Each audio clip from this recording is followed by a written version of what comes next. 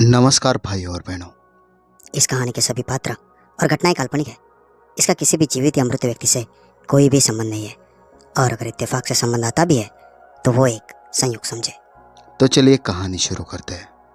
मेरे फ़ोन की घंटी लगातार बज रही थी, जबकि मैं फ़ोन उठाना नहीं चाहता था। मैं गुनगुनाते हुए आईने के सामने खड़ा अपने बाल बनाने में मगन हो गया और फ़ोन की बजती घंटी को नज़रअंदाज करने की कोशिश करने लगा। मैं बगैर देखे ही जान सकता था कि किसका नंबर है और कौन मुझे बार बार फ़ोन कर रहा है। दरअसल मैं उससे बात नहीं करना चाहता था, क्योंकि मेरे पास उसकी किसी बात का कोई जवाब ही नहीं था। मैं उसे कई बार पहले भी साफ इनकार कर चुका था, मगर वो इतनी ढीठ थी कि बार बार मुझे फ़ोन करके तंग कर रही थी। दरवाजे पर आहट पाकर मैंने दरवाजे पर माँ को खड़ा पाया। माँ कमरे में आई तो मेरे बजते फ़ोन को हैरत से देखने लगी। तुम्हें क्या घंटी सुनाई नहीं दे रही है? माँ ने हैरत से मेरी तरफ देखकर कहा। तो मैं नजरें चुरा गया। हाँ, सुनाई दे रही है। वो दरअसल मेरे दोस्त का फ़ोन है। मैं उससे इस वक्त बात नहीं करना चाहता। मैंने माँ के सामने बहाना बनाया तो कंधे उचकाकर वापस चल दी। फ़ोन बंद हुआ तो मैंने शुक्र की सांस ली और मैं बाथरूम में नहाने के लिए चला गया। मैं जैसे ही नहाकर बाहर निकला, फ़ोन की घंटी दोबारा बजना शुरू हो गई। मेरी बर्दाश्त खत्म हो चुकी थी। मैंने इस बार गुस्से से फ़ोन उठाया। तुम्हें मैंने कितनी बार समझाया है, मुझे फ़ोन मत किया करो। मैं तुमसे शादी नहीं कर सकता सोनिया। मैंने उसको साफ साफ जवाब दिया। मेरी ज़िंदगी से निकल जाओ और मेरा पीछा छोड़ दो। मैं तुमसे तंग आ चुका हूँ। मैंने फ़ोन बंद करके गुस्से से बिस्तर पर उछाल दिया और अपने दोस्त की तरफ जाने के लिए कमरे से बाहर निकलने ही लगा था कि फ़ोन की घंटी दोबारा बज उठी। मेरा नाम अजय है। हम दो ही भाई थे। मेरा बड़ा भाई मुझसे 7 साल बड़ा था। माँ पिताजी ने हम दोनों भाइयों को बेहद लाड़ो प्यार से पाला था। मेरे पिताजी सरकारी दफ्तर में काम करते थे। वो एक ईमानदार और शरीफ इंसान थे। उन्होंने सारी ज़िंदगी मेहनत करते हुए गुजार दी। पिताजी और माँ ने अपने घर को बनाने में बहुत मेहनत की, क्योंकि पिताजी मामूली दर्जे के सरकारी नौकर थे। इसलिए पिताजी की पगार इतनी ना थी। पिताजी ने ऊपर की आमदनी को कभी भी ना अपनाया और कम आमदनी में गुजारा किया।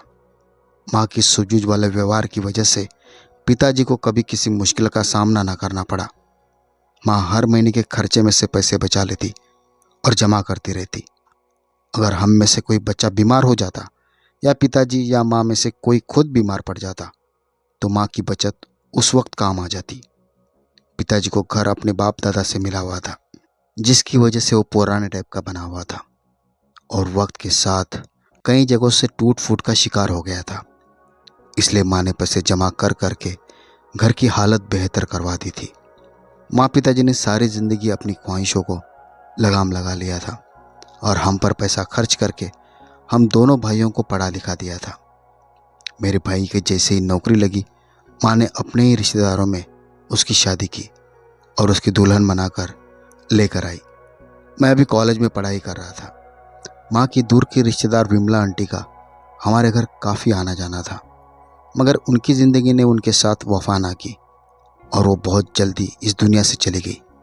उनकी बेटी सोनिया काफ़ी शौक और चंचल और खुश मिजाज लड़की थी। वो मुझसे उम्र में कुछ साल बड़ी थी, इसलिए मैं उसे नाम से नहीं बुलाता था, तो वो मेरा मजाक उड़ाने लगती। अब मैं तुमसे इतनी भी बड़ी नहीं कि तुम मेरा नाम ना ले सको। तुम मुझे मेरे नाम से पुकार लिया करो। उसने मुझे 2-3 बार टोका तो मैं उसे उसके नाम से पुकारने लगा। मुझे लड़कियों से फ्री होने की आदत नहीं थी। मैं लड़कियों के सामने हमेशा शर्मिंदगी महसूस करता था। लड़कियां क्या, मैं तो लड़कों से भी ज़्यादा बातें नहीं किया करता था। मेरे कुछ ही अच्छे दोस्त थे जिनके साथ में मैं अपना वक्त गुजार लिया करता। उसके अलावा मेरी किसी से ज़्यादा दोस्ती ना हो पाती थी। सोनिया ने मेरी तरफ दोस्ती का हाथ बढ़ाया तो मैं अपनी शर्मिंदगी के कारण उसकी दोस्ती कबूल ना कर सका, मगर वो मेरे पीछे ऐसे पड़ी कि मुझे उससे दोस्ती करनी ही पड़ी। वो मुझे पसंद करने लगी थी, जबकि उसने साफ शब्दों में इसका इजहार ना किया। मैं तो सदा का बुद्धू था।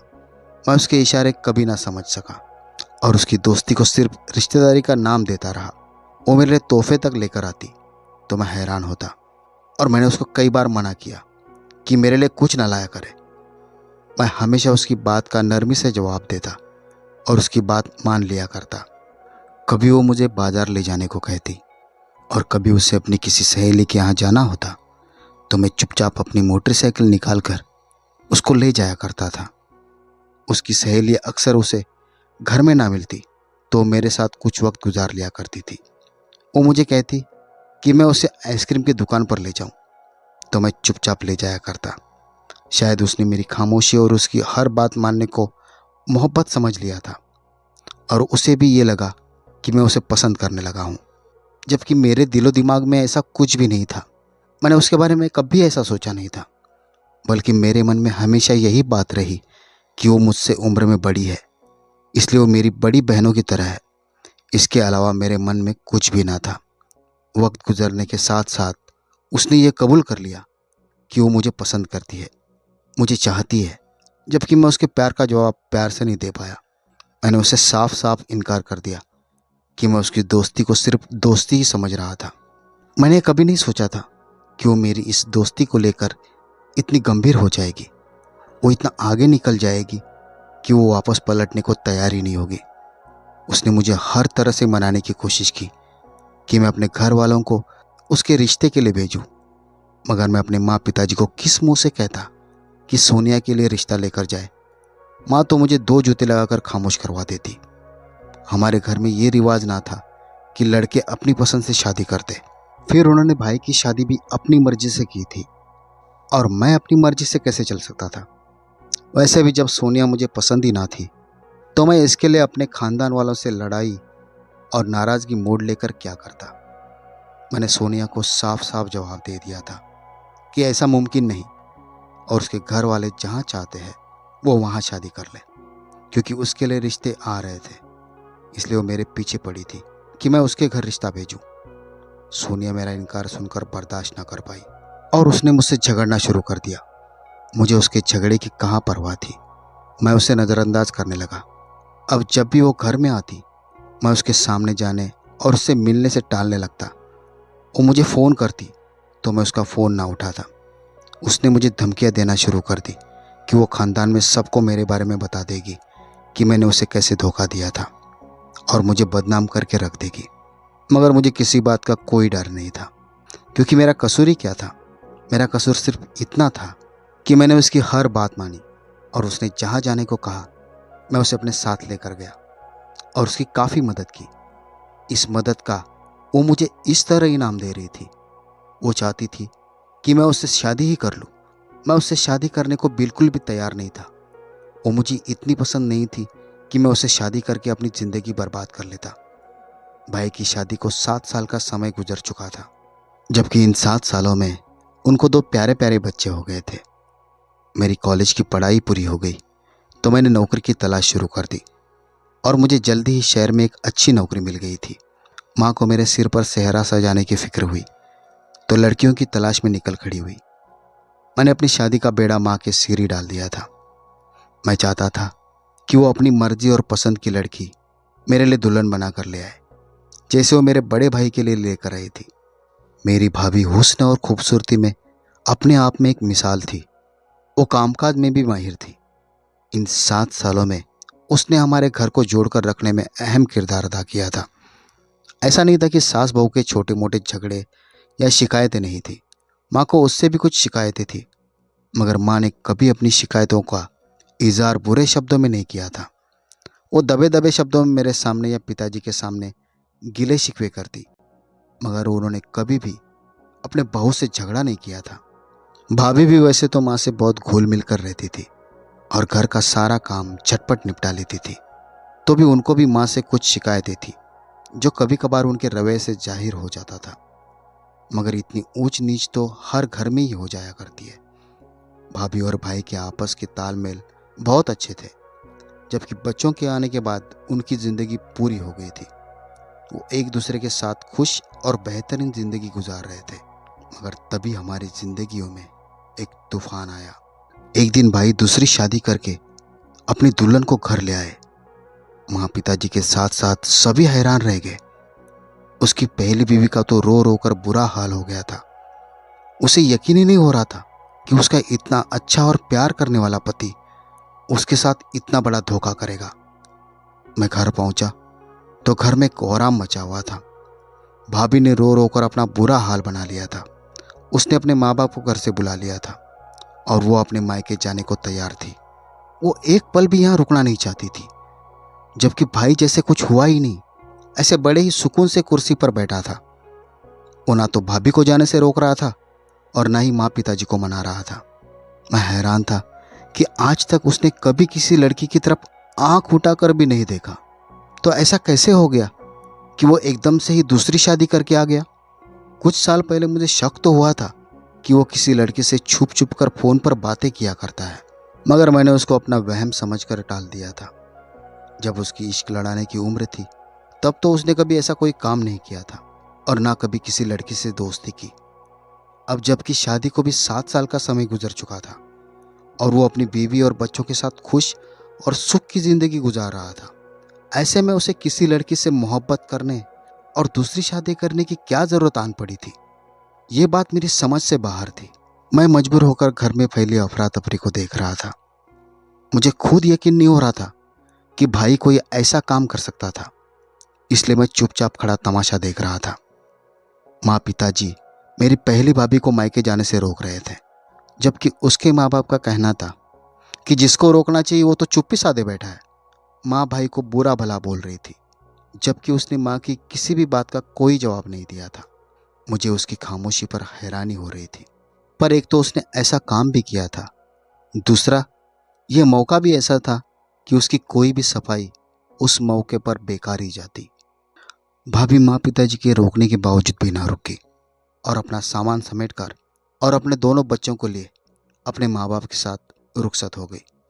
बच्चों को रोता बिलखता माँ के साथ जाता देखकर मेरा दिल भर आया। मैं ये सोचते हुए गुस्से से अंदर की तरफ बढ़ गया कि ज़रा देख तो लूँ कि आखिर भाई ने दूसरी शादी किसके साथ की है। लेकिन जब भाई के कमरे में दुल्हन बनी बैठी सोनिया को मैंने देखा तो मैं शौक रह गया था। वो मुझे देखते ही मुस्कुराई थी, जबकि मैं आंखें फाड़े उसे देख रहा था। ऐसा कैसे मुमकिन था कि भाई सोनिया के साथ दूसरी शादी करके उसे घर ले आया था? तुम्हें क्या लगा मैं तुम्हारा पीछा इतनी आसानी से छोड़ दूंगी? वो मुझे देखकर मुस्कुराई। मैं हैरानी से उसे देखता रह गया। अब तुम देखना मैं तुम्हारे सामने रहकर इस घर का क्या हाल करती हूँ, उसने मुझे धमकी दी थी। मैं सोच भी नहीं सकता था कि वो इस हद तक जा सकती थी। वो मुझे पाने या मुझसे बदला लेने की खातिर भाई से शादी करके इस घर में आ मौजूद हुई थी। मैं पलटकर वहां से भागा और अपने कमरे में आकर छुप गया। मेरा दिल पूरी तरह से घबरा रहा था। ना जाने वो अब क्या करने वाली थी। मैं उसके स्वभाव को बखूबी जानता था। जो इस हद तक जा सकती थी वो किसी भी हद तक जा सकती थी। अगर घर में किसी को मेरे और सोनिया के बारे में मालूम हो जाता तो ना जाने क्या होता। मैं सोनिया से मोहब्बत नहीं करता था, मगर फिर भी अगर सोनिया अपने मुंह से कह देती कि मैंने उसको धोखा दिया तो कौन मेरी बात का यकीन करता, जबकि भाई भी मेरे खिलाफ उठ खड़ा होता। सोनिया ने फिलहाल खामोशी अपना कर रखी थी और मैं भी उसी में खुश था। माँ पिताजी उसे कबूल करने को तैयार नहीं थे। माँ ने भाई से साफ साफ कह दिया था कि जिस तरह ये घर में आई है उसी तरह उसको वापस भेज दो और मेरी पहली बहू को घर में वापस लेकर आओ। मगर भाई ने साफ इनकार कर दिया था।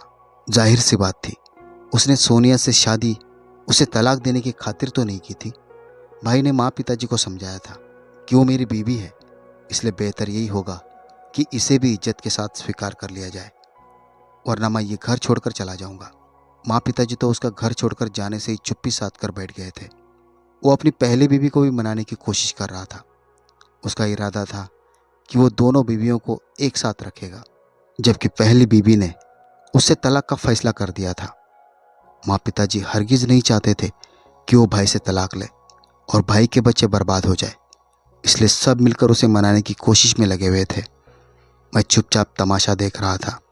मैं बोलने की पोजीशन में ही कब रहा था। मैं सोनिया के खिलाफ जरा भी बोलता तो मेरा पोल खोल देती, जबकि वो मुझे आते जाते पूरे मुस्कुराहट के साथ देखा करती। वो मेरे दिल का हाल बखूबी जानती थी। मेरा दिल किस कदर डरा हुआ था ये उसे छुपा हुआ नहीं था, और उसे मेरी चालबाजी का अच्छी तरह अंदाजा था कि मैं किस कदर डरपोक और बुज़दिल सा लड़का था। अब तो मेरी जुबान बिल्कुल ही बंद हो गई थी। मैं सोनिया से डरने लगा था। घर के हालात ठीक होने में काफ़ी वक्त लग गया। सोनिया को तो जैसे भाई में दिलचस्पी ही ना थी, इसलिए उसने पहली बीवी के आने पर कोई एतराज़ नहीं किया। वो हर वक्त मुझ पर नज़र जमाए रखती। माँ पिताजी भी उससे ज़्यादा बात करना पसंद नहीं करते थे। घर में उसकी अहमियत ना होने के बराबर थी, इसलिए पहली भाभी भी काफ़ी हद तक बदल गई। हालात कुछ बेहतर हुए तो माँ ने दोबारा मेरे लिए लड़की की तलाश शुरू कर दी। माँ को जो लड़की पसंद आती, सोनिया उसमें कोई ना कोई कमी निकाल कर माँ को डरा देती और माँ उन लोगों को इनकार का संदेशा भेज देती थी। मुझे अपनी शादी तो ना होती ही नज़र आ रही थी, क्योंकि मेरी शादी में सबसे बड़ी रुकावट खुद सोनिया थी। खुद तो भाई से शादी करके बैठ गई थी, मगर मुझे सारी ज़िंदगी कंवारा देखना चाहती थी। माँ लड़कियाँ देख देख कर थक गई थी। तभी मैंने अपनी पहली भाभी से मदद लेने का सोचा और उससे कहा कि वो माँ को समझाए कि सोनिया मेरी शादी नहीं होने देना चाहती, इसलिए वो इस बार लड़की की कोई भी बात सोनिया से ना करे। माँ ने ऐसा ही किया और इस बात को राज रखकर शादी की तारीख तक तय कर दी थी। सोनिया को मालूम हुआ तो माथा पकड़कर बैठ गई थी, मगर अब क्या हो सकता था। उसने बहुत कोशिश की कि ये रिश्ता ख़त्म हो जाए, मगर ऐसा ना हो सका। मुझे पूरा यकीन था कि सोनिया मेरी शादी कभी नहीं होने देगी, मगर सोनिया इस बार हार गई थी। माँ ने शादी की तैयारियां शुरू कर दी और मेरी शादी का दिन आ पहुंचा। शादी हो गई। तब देर रात तक मुझे मेरे दोस्त घेरे बैठे रहे और जब मैं अपने कमरे में गया तो मैंने अपनी बीवी को सोया हुआ पाया। मैंने उसे तंग करना ठीक नहीं समझा और उसे जगाकर मुंह दिखाई का तोहफा देकर आराम करने को कहा। वो भी शुक्रिया कहकर आराम करने के इरादे से कपड़े बदल कर सो गई। अगले दिन हमारी आपस में बातचीत हुई तो मुझे वो नरम दिल और दयालु लगी थी। मेरा दिल उसकी तरफ खींचा चला जा रहा था। हमारी शादी का रिसेप्शन दोपहर को रखा हुआ था। मैं उसका हाथ पकड़कर उसे स्टेज तक लाया था। हॉल में सभी मेहमान आ चुके थे। उसकी रौनक सातवें आसमान पर थी। सोनिया भी भारी भरकम जोड़ा पहने इधर उधर घूम रही थी। वो बिना वजह ही कई बार मेरे सामने आई थी, मगर मैंने उसे हर बार नज़रअंदाज किया और अपनी बीवी की तरफ ही ज़्यादा ध्यान देता रहा। लेकिन अचानक दुल्हन बनी मेरी बीवी स्टेज से उठी और मेरा गिरेबान पकड़कर बोली, अब भी और इसी वक्त मुझे तलाक दे दो। वहाँ खड़े सब रिश्तेदार हैरान थे। मैंने हैरानी से उसकी तरफ देखा और बोला, ये क्या कह रही हो? माँ भागकर हमारे करीब चली आई। तभी वो मेरी माँ को देखकर बोली, आपका बेटा नामर्द है। मुझे इस नामर्द के साथ एक पल भी नहीं रहना। ये सुनकर मैं बहुत डर गया, क्योंकि ये झूठ था, मगर मैं अपनी सफाई में कुछ बोल ना सका। मैं उसको यकीन भी दिलाता तो कैसे। मुझे पूरी उम्मीद थी कि मेरे घर वाले, खासकर मेरी माँ, ज़रूर मेरी सफाई देते हुए कुछ बोलेगी। मगर उसी वक्त मेरा दिमाग चकरा कर रह गया जब अचानक माँ ने आगे बढ़कर मेरा बाजू पकड़ा और स्टेज से उतार कर एक कोने में ले गई। अगर ऐसा था तो तुझे सबसे पहले हमें इसके बारे में बता देना चाहिए था। अपने भाई को ही बता देता तो यूँ सबके सामने बेइज्जती तो ना उठानी पड़ती। माँ, मेरी जुबान लड़खड़ा गई। मैंने कभी सोचा भी नहीं था कि मुझे अपनी मर्दानगी का यकीन अपनी माँ को दिलाना पड़ेगा। मैं किन शब्दों में अपनी माँ को ये सब बताता और सारे मेहमानों के सामने भला क्या कहता। माँ, ऐसा नहीं है। मैं बस इतना ही बोल पाया। मुझे सोनिया पर बेइंतहा गुस्सा था। यकीनन से आग उसी की लगाई हुई थी।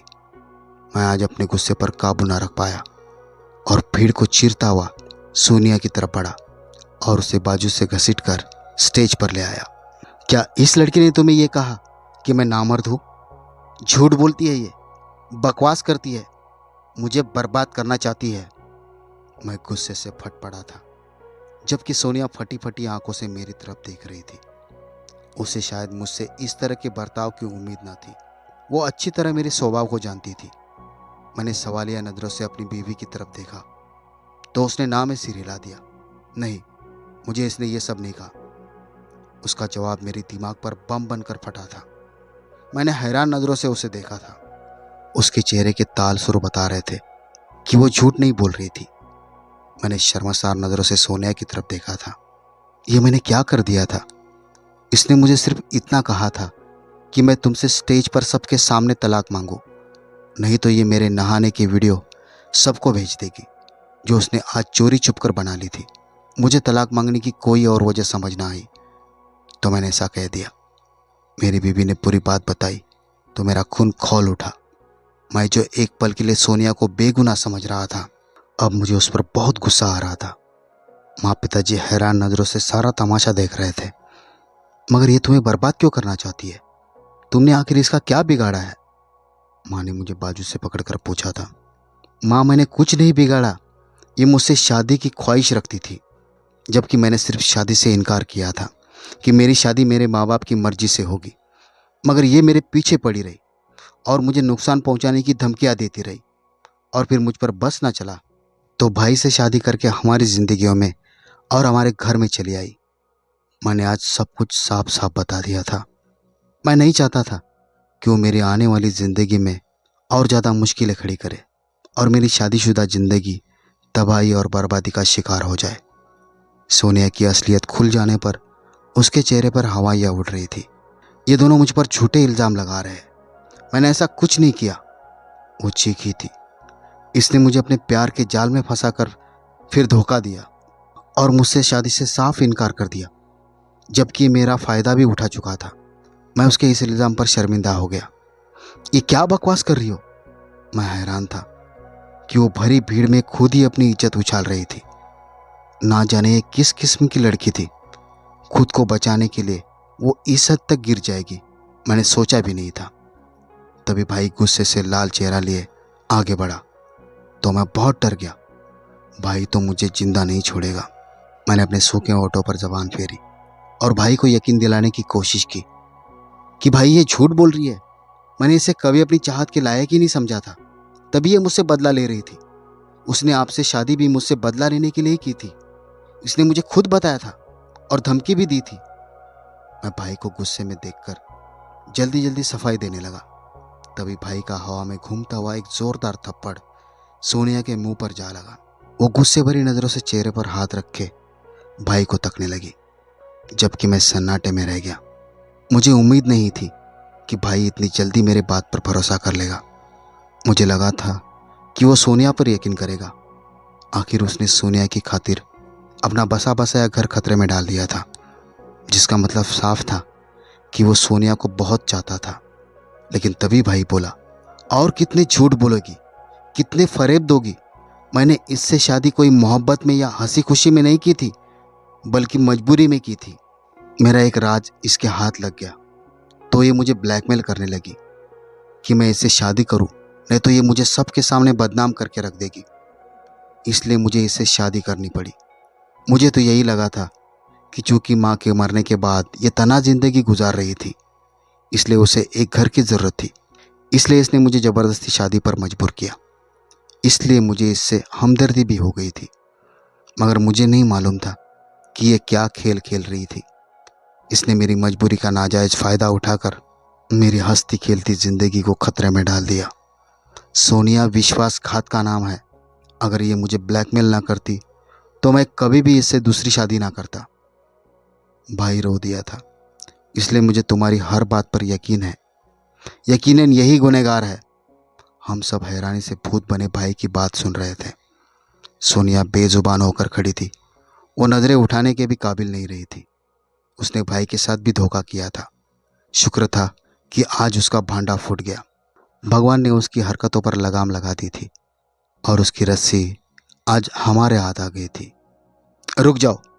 भाई उसे सबके सामने तलाक ही देने वाला था कि रुक जाओ की आवाज़ सुनाई दी। भाई की पहली बीवी आंखों में आंसू लिए खड़ी थी। आप इसे तलाक मत दो। आपकी दूसरी शादी के बाद से सोनिया ने एक दिन भी मुझे तंग नहीं किया। ना तो ये कभी मेरे रास्ते में आई और ना ही आपके, बल्कि मैं अपनी नाराज़गी दूर करके दिल में हज़ारों दुविधा लिए वापस लौटी थी कि अब ज़िंदगी वैसी नहीं रहेगी जैसी पहले थी। मगर ऐसा कुछ नहीं हुआ। सोनिया ने कभी हमारे किसी मामले में दखल अंदाजी नहीं की, बल्कि इसने हमारे बच्चों को भी बेहद प्यार दिया। वो उससे काफ़ी घुल मिल गए हैं। मैं बस इतना चाहती हूँ कि आप सोनिया को माफ़ करके उसे एक मौका दें कि अगर ये ईमानदारी से आपके साथ ज़िंदगी गुजारना चाहती है तो मुझे अब इस शादी पर कोई एतराज़ नहीं।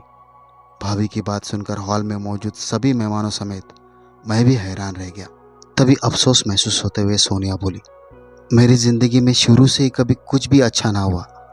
माँ के मरने के बाद बाप और रिश्तेदारों ने अच्छा सलूक नहीं किया और सारा बचपन रिश्तेदारों को खुश करते गुजर गया, मगर वो फिर भी खुश ना हुए। एक अजय ही था जो मेरी हर बात मानता और मुझे कभी इनकार ना करता। मैं उसे पसंद करने लगी थी और यही सोचा कि अजय से शादी करके सुकून की ज़िंदगी जीऊंगी। बचपन के जितने भी सपने थे सब पूरे करूंगी, मगर अजय ने मुझसे शादी से साफ साफ इनकार कर दिया। मैं अपनी इच्छाओं को इस बार नहीं सुला सकती थी। आखिर दुख मेरे हिस्से में ही क्यों आता है? यही सोचकर मैंने ठान ली कि मैं किस्मत को इस बार मात दूंगी। उसके लिए मुझे जो कुछ भी समझ आता रहा मैं करती रही। मुझे इस घर में हमेशा सबसे मोहब्बत न सही पर इज्जत ज़रूर मिली है। आप सब मुझे माफ़ कर दे। मैं आप सब की गुनहगार हूँ। मैं इस हाल में वापस नहीं लौटना चाहती। बस आप मुझे अपने कदमों में जगह दे दे। सोनिया ने घर आते ही हाथ जोड़कर सबसे माफ़ी मांग ली थी। वो तलाक नहीं चाहती थी। भाई समेत माँ पिताजी ने भी उसे माफ़ कर दिया, तो मैंने भी उसे माफ़ कर दिया और अपनी बीवी के साथ खुशहाल ज़िंदगी गुजारने लगा। तो भाई और बहनों, ये थी आज की कहानी। अगर कहानी पसंद आई है तो वीडियो को लाइक कीजिए, शेयर कीजिए और कमेंट भी कीजिए। और हाँ, सबसे ज़रूरी बात, अगर आपने अभी तक मेरे चैनल को सब्सक्राइब नहीं किया है तो प्लीज़ सब्सक्राइब करें। तो मिलते हैं अगले वीडियो में एक और नई दिलचस्प कहानी के साथ। तब तक के लिए नमस्कार। धन्यवाद भाइयों और बहनों।